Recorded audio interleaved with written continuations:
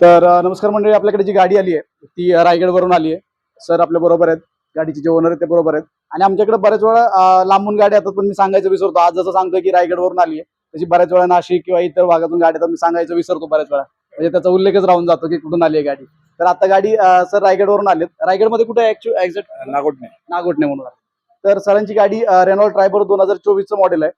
Facelift जो नंतर 2024 मध्ये आला, म्हणजे 25ची गाडी आपण म्हणू शकतो. तर त्या याच्यामधलं गाडी म्हणजे डिजिटल क्लस्टर मीटर वगैरे वगैरे सगळं त्याच्यामध्ये आहे. आणि गाडी 16,000 किलोमीटर चालली आहे. तिच्यामध्ये जे आपण किट इन्स्टॉल केले नेहमीप्रमाणे, जो आपण मिजोचा सिक्वेन्शियल आपण सीएनजी किट इटालियन मध्ये इन्स्टॉल करतो, तेच आपण या गाडीमध्ये आपण इन्स्टॉल केलंय.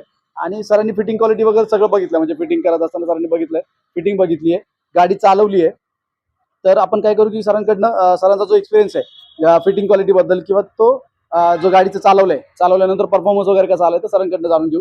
आणि परफॉर्मन्स वगैरेचा आपण जो फीडबॅक आहे तो बघितल्यानंतर गाडीचं फिटिंग क्वालिटी एकदा दाखवतो की फिटिंग कशी झाली, सीट अल्ट्रेशन वगैरे, टाकी कितीची बसवली वगैरे सगळं बघायचं असेल. आपल्या चॅनलवरती रेनॉल्ट ट्रायबरचे बरेच व्हिडिओ अवेलेबल आहेत. सगळ्या म्हणजे लांबून गाड्या आलेल्या आहेत आपल्याकडे, आणि सगळ्यांचे व्हिडिओ रेनॉल्ट ट्रायबरचे बरेच व्हिडिओ आपले अवेलेबल आहेत, जाऊन बघू शकता.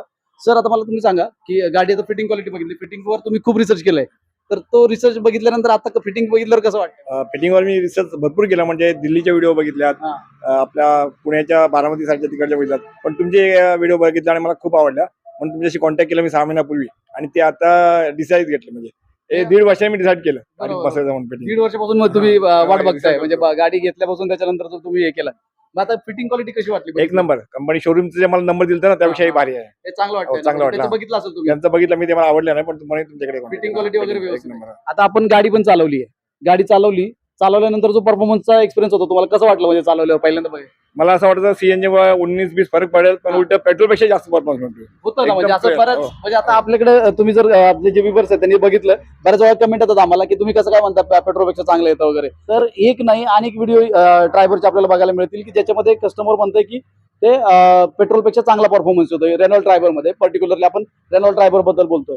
बऱ्याच गाड्यांमध्ये येतो, म्हणजे आता परवा आम्ही एक एर्टिगा केली, हायब्रिड एर्टिगा, तिच्यामध्ये पण तोच एक्सपिरियन्स सरांचा होता. तोही व्हिडिओ चालवला येईल तो बघायला. परफॉर्मन्स म्हणजे एकदम काय, आणखी काय वाटलं त्याच्यामध्ये वगैरे? एसी मध्ये चालवलं आपण सगळे, एसी मध्ये चालवली. पहिले एसी मध्ये गाडी थोडीशी लॅक व्हायची, म्हणजे गाडी उठत नव्हती लवकर. आता प्रॉपर गाडी उठते, चांगलं वाटतं. चांगलं वाटतं, एसी मध्ये चांगली चालते. चांगली झाली. आणि जो गिअर वगैरे एकदम स्मूथ गेली. तो पण जाणवतो लगेच. नाही, हा. तो जाणवतो ना चालवताना, चालतं आता एकदम नॉर्मल चालतं. स्मूथनेस जाणवतो. तर अशा प्रकारे सरांचा आपण फीडबॅक बघितला की गाडीचा परफॉर्मन्स एक्सलेंट आलाय, व्यवस्थित झाली गाडी, सगळं फिटिंग वगैरे सगळं आवडलंय. गाडीची फिटिंग क्वालिटी दाखवतो एकदा, आणि आपण आता गाडी डिलिव्हर करतोय. व्हिडिओ इथपर्यंत आवडला